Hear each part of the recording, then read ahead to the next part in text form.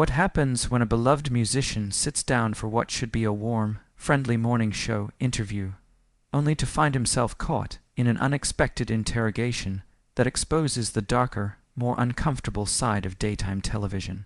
Today, we're diving deep into a moment that left fans stunned and sparked heated debate online. The shocking appearance of Teddy Swims on The View, where everything seemed to unravel in real time. This wasn't just another awkward celebrity interview or a simple case of mismatched personalities. What unfolded was a striking example of how ego, unchecked personal agendas, and a lack of professionalism can derail what should have been a joyful celebration of artistic success.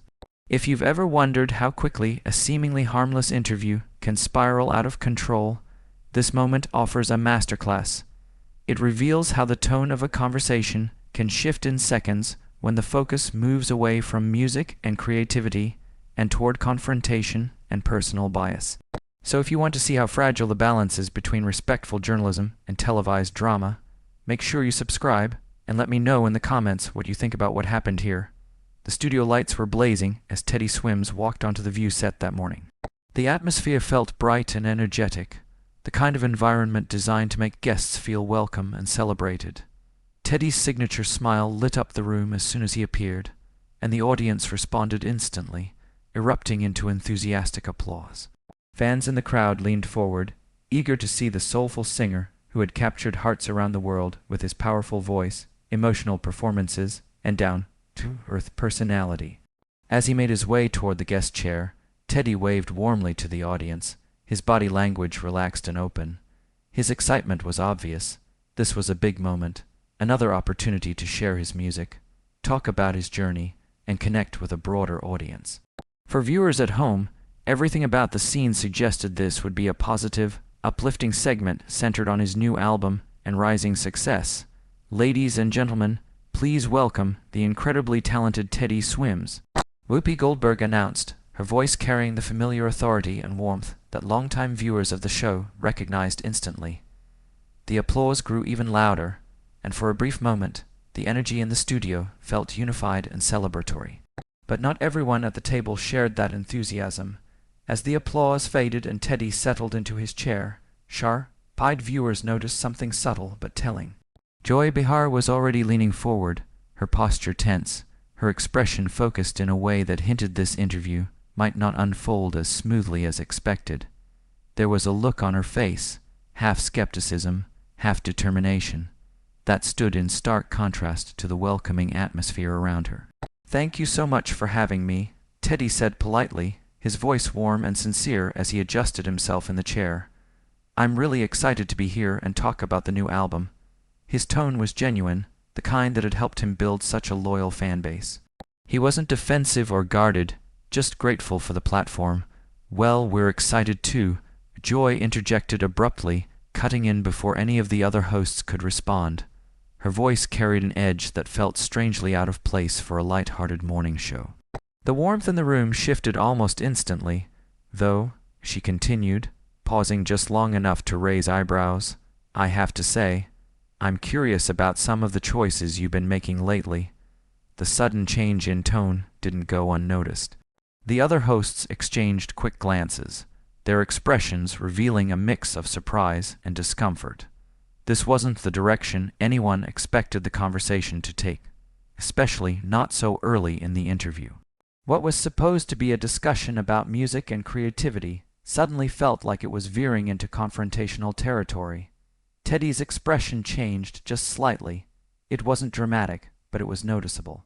The easy confidence on his face softened into cautious attentiveness. Still, he remained composed, drawing on the calm demeanor that had served him well throughout his career. "Choices?" he asked, his voice still kind and measured, though now tinged with a hint of confusion. "I'm not sure what you mean."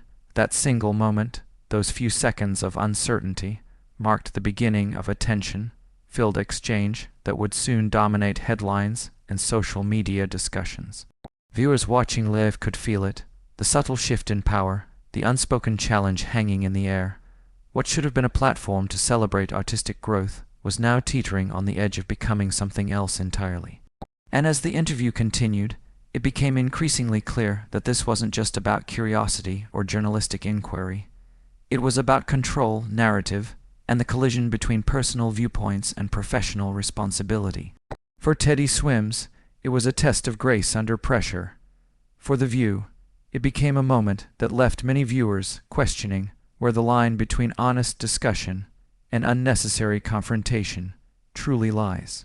"No," Teddy said firmly, leaning forward in his chair now, no longer willing to absorb the hostility in silence. "You're being disrespectful by turning what should have been a conversation about music into a personal attack, based entirely on assumptions you're making about my motivations and my character." The words landed hard. The tension in the studio was so thick it felt almost physical, as if the air itself had become heavy. Even the audience seemed afraid to breathe too loudly. This was no longer uncomfortable television. It was combustible. Sensing the growing intensity, Sarah Haynes tried to intervene, her voice light and hopeful. "Well, I think we can all agree that Teddy's voice is absolutely incredible regardless." But Joy wasn't interested in de-escalation. "This isn't about his voice," she cut in dismissively, waving her hand as if brushing aside something trivial. "This is about authenticity, and whether someone can honestly claim to represent something when their actions suggest they've moved far beyond it." Teddy's expression hardened. The warmth that had defined his demeanor since the moment he walked onto the set was gone now, replaced by a calm but unmistakable resolve. He looked directly at Joy, clearly finished with sidestepping her hostility. "You know what?" he said. "I came here thinking this was going to be a conversation about music, creativity, and connecting with people. But it's obvious you had a completely different agenda from the moment I sat down." "My agenda?" Joy shot back immediately, her voice dripping with condescension, "is asking real questions instead of the fluff pieces you're probably used to. Maybe you're just not accustomed to dealing with actual journalists. People who don't care about stroking your ego. Journalists." Teddy repeated, raising an eyebrow. "Is that what this is? Because from where I'm sitting, this feels less like journalism and more like someone trying to tear down something positive just to create drama." Joy's face flushed red at the implication. "Don't you dare question my credentials or my professionalism," she snapped. "I've been doing this longer than you've been performing." "Then act like it," Teddy said quietly. The studio went dead silent. His words weren't shouted, they weren't aggressive, but they echoed through the room like a thunderclap. The audience gasped softly. The other hosts looked visibly mortified. Whoopi Goldberg froze for a split second, clearly trying to calculate how, or if, this situation could still be salvaged. Ana Navarro stared at Joy with unmistakable disapproval. Joy, however, seemed oblivious to everyone else's discomfort. She was fully consumed by the confrontation she had created. "Excuse me." Her voice shot up, nearing a shriek. "Did you just tell me how to do my job? You're a guest on this show, and I suggest you remember that. And you're a host who's supposed to create a welcoming environment for guests." Teddy replied evenly, his voice steady even as Joy's grew increasingly unhinged. "And not ambush them with personal attacks disguised as interview questions." "Personal attacks," Joy scoffed. "I'm asking about your career choices, which is literally what interviews are for." "No," Teddy said firmly. "You're making accusations about my character and my motivations without knowing anything about me as a person. There's a difference between asking about career choices and calling someone a sellout on national television." Joy leaned forward aggressively, eyes locked on him. "If the shoe fits." An audible gasp rippled through the audience. Even behind the cameras, crew members shook their heads in disbelief. This had crossed every unspoken rule of professional interview etiquette. "Wow," Teddy said slowly, leaning back in his chair now, shaking his head in genuine amazement. "You really just said that on live television, to someone you've never even had a real conversation with before today." "I call it like I see it," Joy replied defiantly, almost proudly. "That's what people tune in for. Honest conversations, not publicity stunts." "Joy, maybe we should—" Whoopi attempted to interject. "No, Whoopi." Joy cut her off sharply. "This is important. People need to hear this.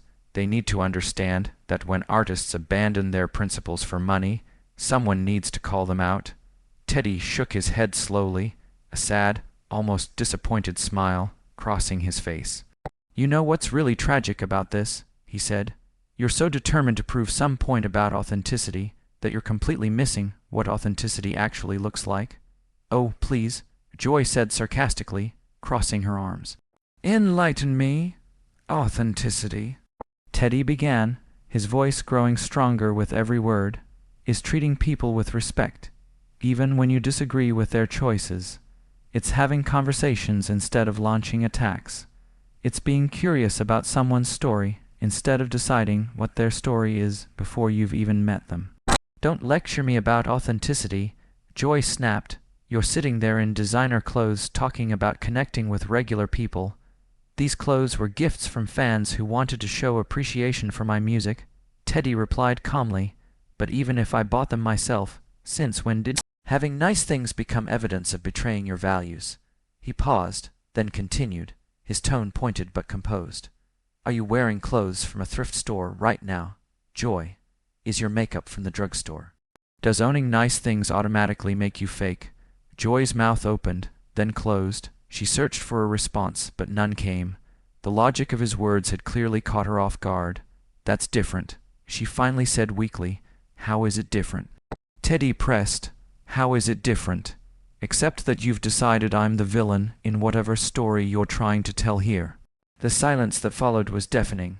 In that moment, it was clear to everyone watching that this wasn't about music, money, or even authenticity anymore. It was about control, about ego, and about what happens when a host forgets their responsibility to foster dialogue instead of domination. And for Teddy Swims, it marked the moment when patience gave way to principle on live television, with the whole world watching.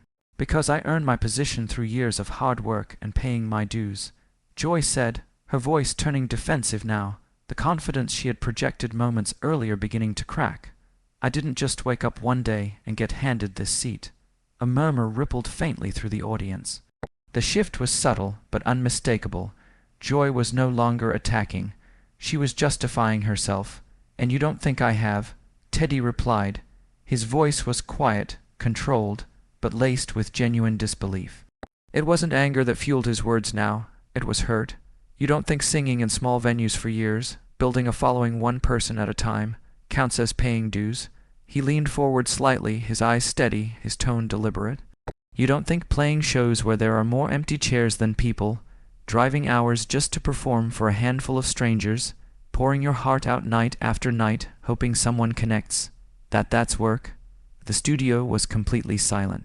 Teddy continued, no longer speaking just to Joy, but to the room itself. I didn't come from money. I didn't have industry connections. I didn't have a safety net. What I had was my voice, my stories, and a belief that if I stayed honest, eventually the right people would hear me. Joy shifted in her chair, crossing and uncrossing her arms, clearly uncomfortable with the direction the conversation had taken. I paid my dues too, Teddy said, just in a different way than you did. Joy scoffed softly. This isn't about Struggle Olympics, she said.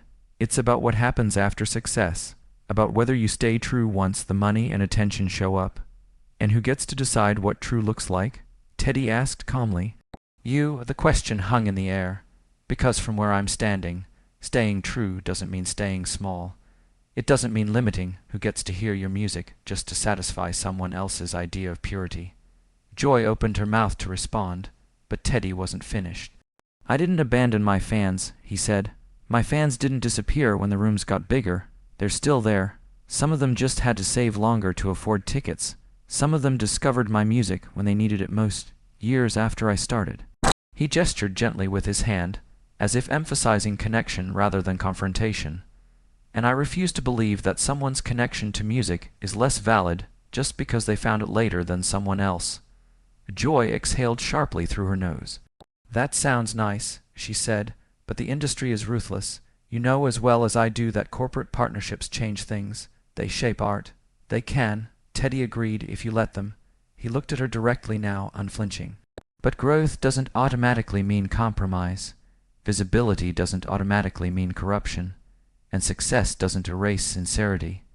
The audience remained frozen, hanging on every word. You talk about earning your place, Teddy continued. I respect that, truly, but respect should go both ways, and what you've done today, assuming my intentions, questioning my character, labeling me a sellout, none of that shows respect. Joy's jaw tightened. You walked in here already convinced you knew my story, Teddy said, and instead of asking me to tell it, you decided to narrate it for me. Whoopi leaned forward slightly, sensing the gravity of the moment.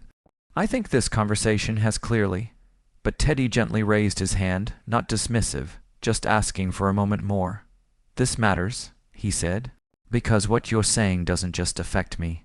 It affects every artist watching this who's afraid that success means they'll be punished for it, that if their work reaches too many people, they'll be accused of losing their soul. Joy looked away briefly, then back again. If you can't handle scrutiny, she said, maybe you're not as confident in your choices as you claim. Teddy nodded slowly. Scrutiny is fair, he replied. Disrespect isn't. He paused, letting the distinction settle. I'm confident in my choices because I know why I make them. I know who I'm singing for. And I know that the same honesty I had in those small rooms is the honesty I bring to every stage, no matter how big. For the first time, Joy didn't interrupt. You asked whether I paid my dues, Teddy said softly. I'm still paying them. Every time I step on stage and give everything I have, every time I choose connection over cynicism. The silence stretched. And the truth is, he added, this conversation could have been meaningful. It could have been about how artists evolve, about how success changes you, about how to stay grounded while reaching more people. He looked at her, not angry now, just disappointed. But that would have required curiosity instead of judgment. Joy said nothing.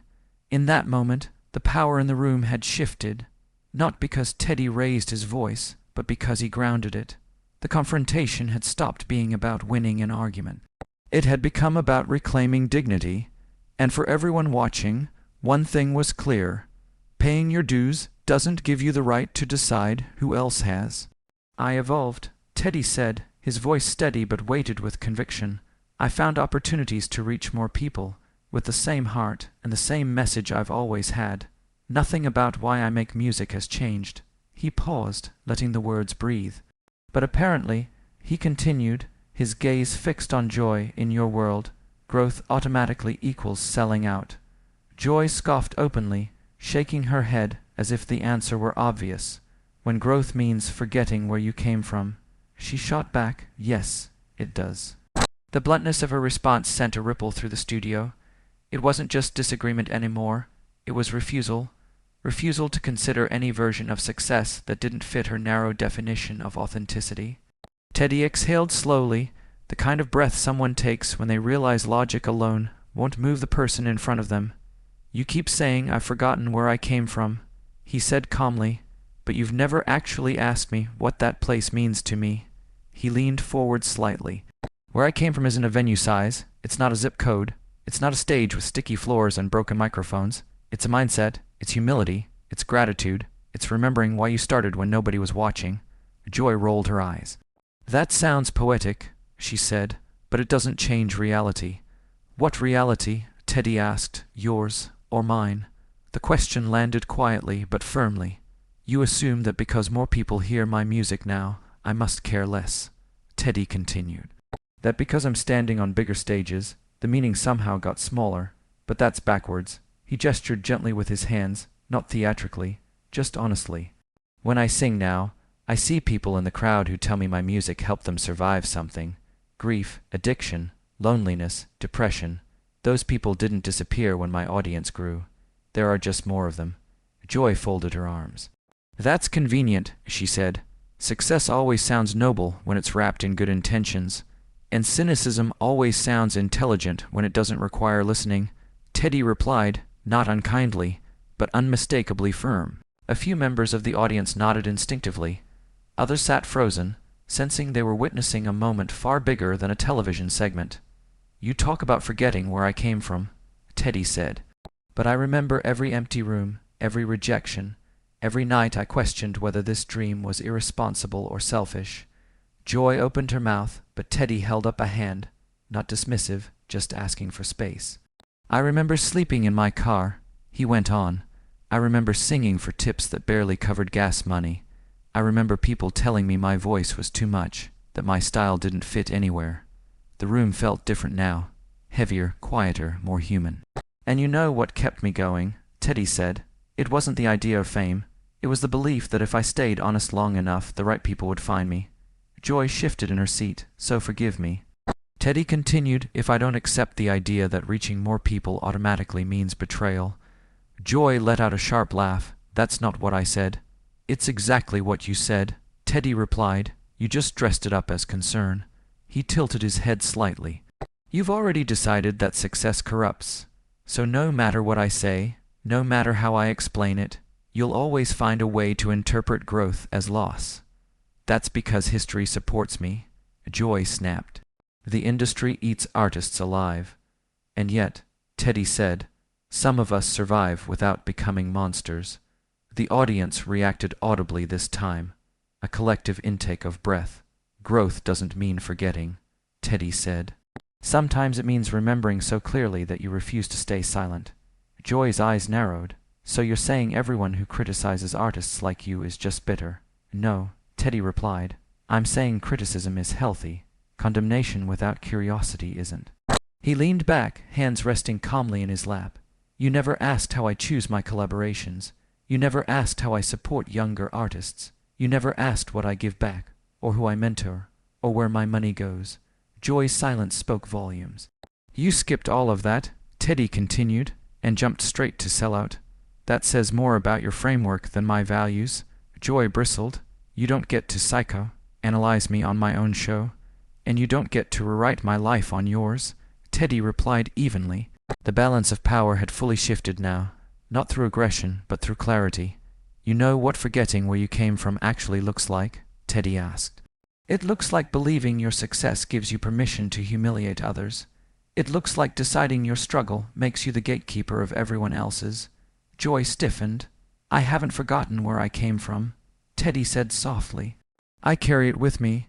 That's why I don't use it as a weapon. The silence that followed was long and uncomfortable. And the truth is, he added, if growth threatens your definition of authenticity, maybe the definition needs to grow too. Joy scoffed again, but this time it lacked conviction. You see betrayal, Teddy said. I see expansion. You see compromise. I see responsibility. He looked around the table briefly, then back at Joy. I didn't climb out of small rooms to feel superior, he said.